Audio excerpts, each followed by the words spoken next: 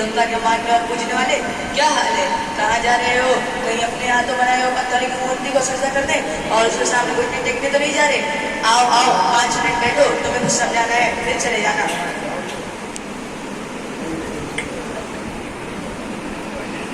دیکھو دیا شنکر، چھوڑو یہ مورتی پوجا، اس میں کیا رکھا ہے؟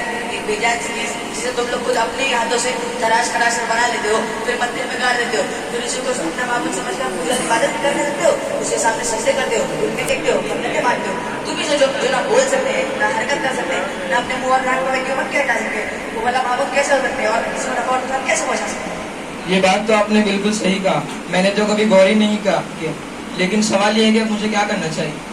ہمارے دھرم میں آ جاؤ، اسلام قبول کر لو، بہت فائدے میں رہو گے۔ فائدہ؟ کیسا فائدہ؟ ارے بھائی دیکھو، تمہیں ہمارے پیروں ولیوں اور بابوں کی طاقت کا اندازہ نہیں، انہیں کوئی بھی مشکل ہو، پریشانی ہو، مصیبت ہو، ایک بار صرف یا خواجہ کرم یا خواجہ رحم بس اتنا کہو، پھر دیکھو آن کی آن کو بابا تمہاری پریشانی کیسے دور کر دیں گے۔ اور تو اور زندگی میں کچھ اچھا نہیں ہو رہا ہو، اولاد نہیں ہو رہی ہو، کاروبار نہیں چل رہا ہو، ایک بار بازار پہ آؤ، بابا کی قبر پر چادر چڑھاؤ، پھر منت مانو، اگر آپ نے مجھے اولاد دی یا میری بیٹی بنا دی تو میں آپ کے نام پر فقرہ ذبح کروں گا، پھر دیکھو تمہاری مراد کیسے پوری ہوتی ہے۔ اتنا ہی نہیں بلکہ ہمارے پیر بابا اور اولیاء اتنے پہنچے ہوئے جو مزاروں پہ لیٹے لیٹے پوری دنیا کے حالات کے جائزے لیتے رہتے اور انہیں سوارتے رہتے ہیں، سمجھے؟ یہ سب فائدے ہیں۔ بھائی اگر آپ کا اسلام یہی ہے تو پھر میں آپ کا اسلام دھرم قبول نہیں کروں گا، کیونکہ آپ کی ساری گفتگو میں کہیں بھی اللہ رسول کا نام ہی نہیں آیا، قرآن حدیث کا تذکرہ ہی نہیں ہوا، آپ کی ساری گفتگو کا مرکز قبر، اولیاء، پیر بابا ہی سب رہا ہے۔ یہ کیسا اسلام ہے جو لگ بھگ ہمارے دھرم سے ملتا جلتا ہے؟ آپ کی یہ باتیں سن کر مجھے خود اپنے ہی جیسے ایک ہندو پنڈت کی نظم یاد آ گئی، اجازت ہو تو پیش کروں؟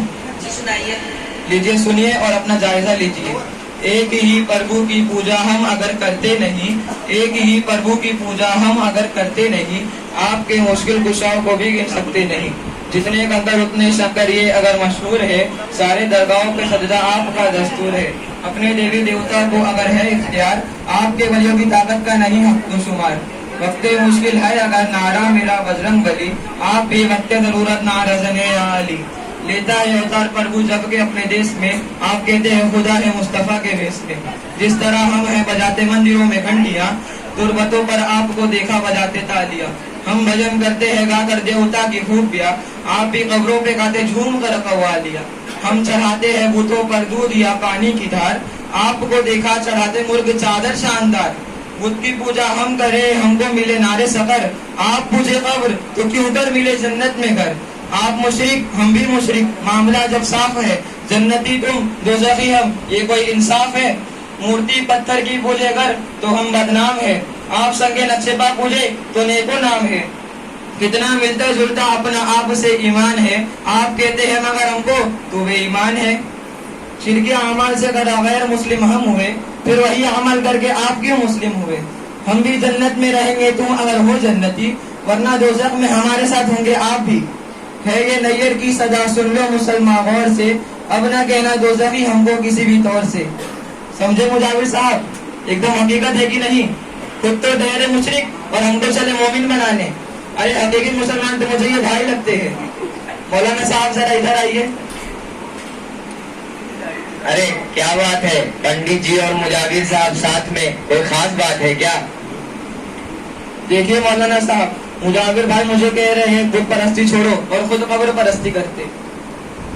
دیکھو پنڈت جی، جہاں تک مورتی پوجا اور بت پرستی کی بات ہے تو یہ سراسر شرک ہے اور اسلامی تعلیمات کے خلاف ہے، اور اسی کو ختم کرنے کے لیے حضرات انبیاء کرام اس دنیا پر تشریف لائے، تکلیفیں جھیلی، پریشانیوں کا سامنا کیا اور ہر حال میں اللہ کی توحید بتاتے رہے، تو یہ تو کھلم کھلا شرک ہے۔ مگر ایسا نہیں کہ شرک صرف یہی ہے، بلکہ بہت سے وہ لوگ جو اپنے آپ کو مسلمان کہتے ہیں وہ بھی شرک میں مبتلا ہے، جیسے یہ اپنے مجاور صاحب۔ اچھا مجاور صاحب، پنڈت جی نے اپنے آشار میں جو کچھ کہا ہے وہ تو آپ کی سمجھ میں آ ہی گیا ہوگا، لیکن میرا کہنا یہ ہے کہ کیا آپ نے کبھی قرآن پڑھا ہے؟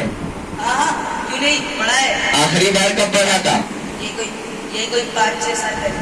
مجھے تو لگتا ہے یہ بھی جھوٹی ہے، آپ نے کبھی پڑھا ہی نہیں ہوگا۔ خیر اگر پڑھے ہو تو ذرا سن کر، اگر پڑھے ہو تو ذرا پڑھ کر سنا دیجیے، سورہ فاتحہ پڑھ کر سنا دیجیے۔ مجھے آتا ہے، اگر آپ کو سناؤں؟ بس ایسے ہی جاننا ہے، سنا دیجیے ذرا۔ الحمدللہ رب العالمین अरे आपको ये भी नहीं पता कि सूरह फातिहा शुरू करने से पहले औज़ बिल्लाह बिस्मिल्लाह पढ़ा जाता है? हाँ पता है, पढ़ रहा हूँ। अल्हम्दुलिल्लाह रब्बिल आलमीन मालिक यौमिद्दीन। क्या क्या क्या पढ़ा आपने? अल्हम्दुलिल्लाह रब्बिल आलमीन गैरिल मग़दूबि अलैहिम वलद्दालिन। अरे मुजाहिर साहब, आपको सूरह फातिहा याद नहीं जो हर नमाज में पढ़ी जाती है, बल्कि हर रकात में पढ़ी जाती है? जब ये याद नहीं आपको तो कुरान क्या खाक पढ़ा होगा? और तर्जमा के साथ पढ़ने का तो सवाल ही नहीं पैदा होता। अगर आप पढ़े होते तो देखते कि आपके अमाल और मुशरिकीन अरब के अमाल में कोई खास फर्क नहीं पाया जाता था, क्योंकि वो भी अल्लाह को मानते थे और आप भी अल्लाह को मानते हैं। लेकिन जब इन्हीं मुशरिकीनों को पूछा जाता कि फिर तुम बुतों की पूजा परस्ती क्यों करते हो, तो वो जवाब देते कि हम तो बस इनका तकर्रुब हासिल करना चाहते हैं ताकि अल्लाह के पास हमारे लिए वो सिफारिश करे। मगर कुरान इन्हें इनकी इस जवाब और अमल पर मुशरिक कहा। और जब आपसे भी बहुत सवाल किया जाता कि आप अपने औलियों और पीरों की कब्र पर ये मन्नतें, ये कुर्बानियां वगैरह क्यों करते हो, तो आपका भी जवाब ठीक यही होता था। जब मामला ये है तो वो मुशरिक और आप मोमिन, ये कैसे हो सकता है? लिहाजा आप में और इन बुत परस्तों में कोई फर्क नहीं। और हाँ, फर्क भी है तो बस इतना कि वो खड़े को पूछते हैं और आप लेटे को पूछते हैं, बस यही फर्क है। एंगल बदल देने से हुक्म थोड़ी ना बदल जाता है। जैसे शराब को शरबत कह कर दिया जाए तो शराब शरबत थोड़ी ना हो जाएगा, शराब शराब ही रहेगा। और देखिए मुजाहिर साहब, सहाबा के दौर में नबी की कब्र पास ही में मौजूद थी और आपकी जात इतनी आला और बाबरकत थी, वो तो हम सब जानते ही है। मगर इस सब के बावजूद कभी भी सहाबा ने आपके कब्र के साथ ये सब मामला नहीं किया जो आज आप और आप जैसे लोग औलिया और पीरों की कब्र के साथ करते हो। तो जब नबी की कब्र के साथ ऐसा नहीं किया गया तो औरों की कब्र के साथ कैसे और क्यों और कैसे किया जा सकता है? ये जो औलिया और पीर है वो नबी से आगे बढ़ सकते हैं? नहीं ना।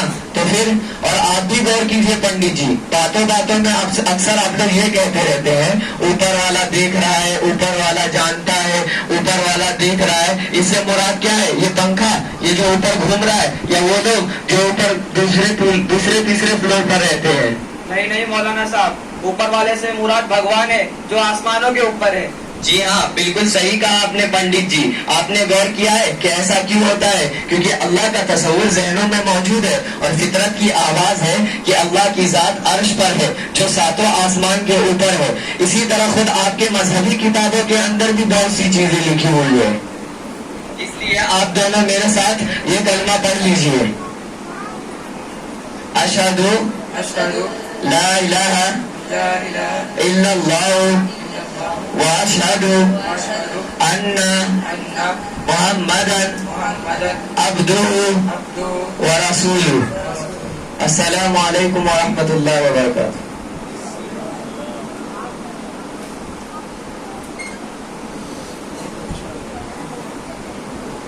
अल्हम्दुलिल्लाह, ये हकीकत की तर्जुमानी की गई है और हम और आप अपनी बरहना आंखों से इस किस्म के मज़ाहिर को देखते हैं।